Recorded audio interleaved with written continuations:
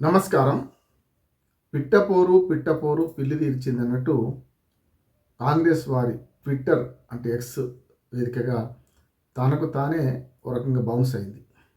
Congress party official Twitter X దానిలో వాళ్ళు ఒక ప్రశ్న వేస్తూ 2 ప్రశ్నలు వేస్తూ ఏబి పెట్టారు. ఏలో ఫామ్ హౌస్ పాలన కావాలా, లేకపోతే ప్రజా దర్బార్ పాలన కావాలా అని 2 పెట్టి, ఫామ్ హౌస్ పాలన అంటేనేమో గత 10 ఏళ్ళ బీజేపీ పాలన, మన బీఆర్ఎస్ పాలన, ఇప్పుడేమో ఈ కాంగ్రెస్ పాలన అని వాళ్ళ ఉద్దేశం. దానికి ప్రజలు చాలా ధీటుగా సమాధానం ఇచ్చారు. యాక్చువల్గా సోషల్ మీడియాలో యాక్టివ్గా ఉన్న వాళ్ళు మాత్రమే సమాధానం ఇచ్చారు. ఇందులో మామూలు రైతులు కానీ ఇతరత్ర రైతులు ఉండొచ్చు కొందరు ఇందులో, కానీ మామూలు ప్రజలు ఇందులో లేరు. మనలాంటి వాళ్ళు ఎవరు లేరు. కానీ సోషల్ మీడియాలో ఇది ఒక సంచలనంగా మారింది. 2,70,000 మంది వరకు దీన్ని చూశారు. సుమారు 3 లక్షల మంది అనుకోండి. అందులో ఓట్లు వేసిన వారు మీది 1,00,000 మంది కూడా ఓటు వేయలేదు. 80,000 90,000 మంది ఓటేశారు.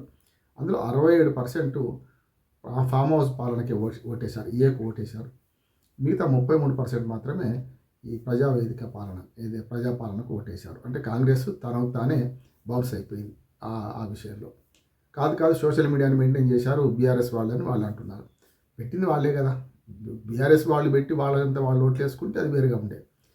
ప్రజాపాలన కావాలన్నా లేకపోతే ఫామ్ హౌస్ పాలన కావాలా అని పేర్లు పెట్టకుండా చేసినా మేము చాలా గొప్ప పని చేసినాం అని అక్కడ సోషల్ మీడియా కన్వీనర్ ఒక ఆయన ఉంటాడు, మన కాంగ్రెస్ పార్టీ, ఆయన అంటున్నారు.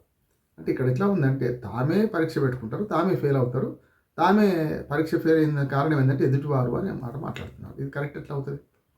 కానీ కాంగ్రెస్ ప్రభుత్వంలో మంత్రులు ఏం చేస్తున్నారు, ముఖ్యమంత్రి ఏం చేస్తున్నాడు, ఒకరికొకరు పంతన ఉందా లేదా అనడానికి చాలా పెద్ద ఇబ్బంది అనిపిస్తుంది నాకైతే. ఎందుకంటే విమర్శించడానికి కూడా మొదటి నుంచి 14 నెలల పాలనలో ఇవాటికి 420 రోజులు అయింది. వాటికి ఏది పరిపాలన మొదలుపెట్టి డిసెంబర్ 7 నుంచి ఇప్పటి వరకు 420 అయింది. సరే ప్రతిపక్షాలలాగా నేను అనను, కానీ 420 రోజుల్లో 420 అబద్ధాలు చెప్పారని కూడా ప్రజలు అనుకుంటున్నారు. వాళ్ళ ప్రజావేదికల్లో కానీ గ్రామ సభల్లో కానీ చాలామంది అంటున్నారు. దీనికి ఎక్కడ పునాది పడ్డదంటే అధికారంలోకి వస్తామనే నమ్మకం లేకుండా అనేక హామీలు గుప్పించారు వాళ్ళు.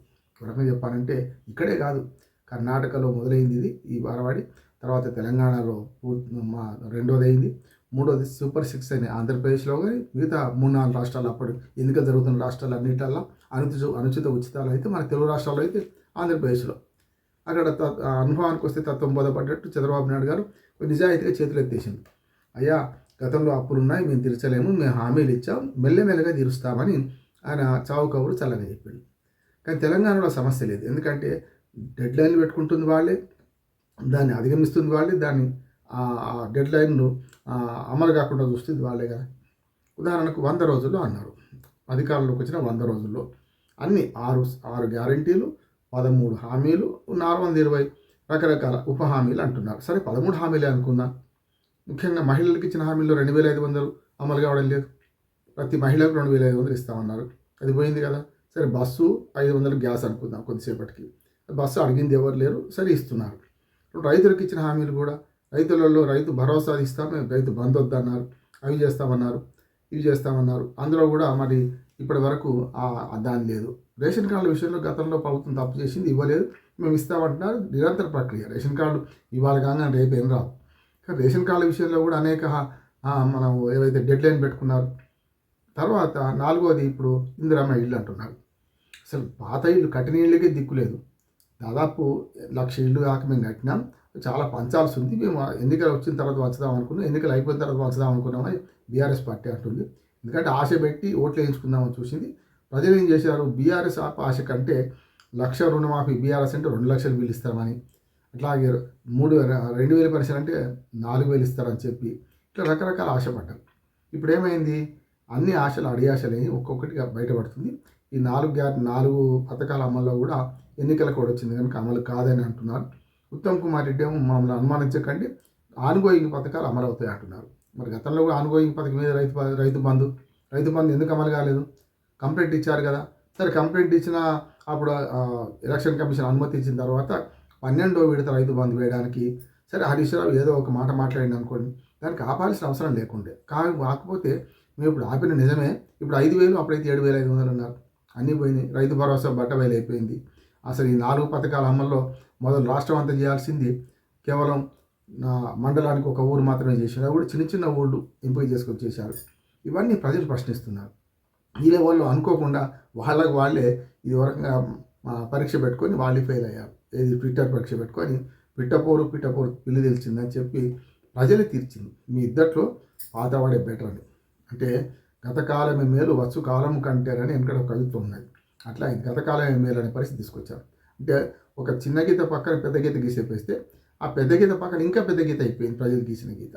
అది 70,000 మందా, 80,000 మందా, 100 మందా, 200 మంది కాదు. పర్సెంటేజ్ చూస్తే 67% మంది ఇవాళ వాళ్ళన్న వ్యంగ్యంగా పెట్టిన ప్రగతి భవన్ మన ఫామ్ హౌస్ పాలనకే ఓట్లేశారు.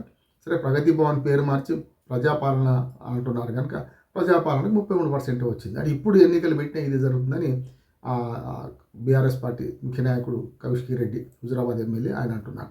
అది వాళ్ళ రాజకీయం వాళ్ళకు ఉండవచ్చు. కానీ ప్రజల అర్థమైంది ఏంటంటే చాలా పథకాలకు డెడ్ లైన్ పెంచుకుంటూ పోతున్నారు. చివరికి 25 డిసెంబర్ నాడు రైతు కూలీలకు ఇస్తున్నారు. 26 జనవరి కూడా పోయింది.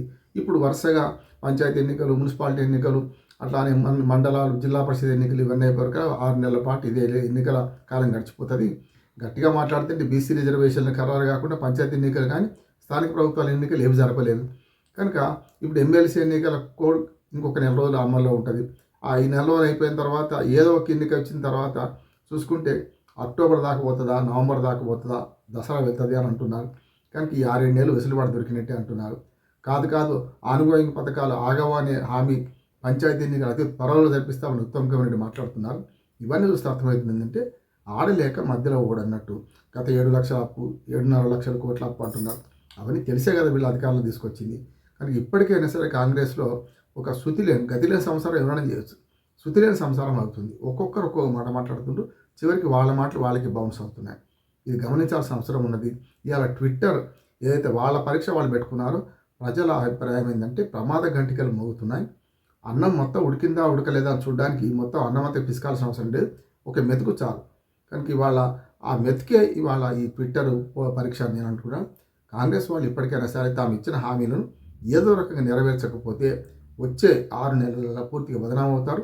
స్థానిక ప్రభుత్వాల ఎన్నికల్లో కానీ ఇతరత్రా కానీ చాలా కష్టపడాల్సిన అవసరం వస్తానంటున్నాను నేను. ఎందుకంటే మనసుంటే మార్గం ఉంటుంది.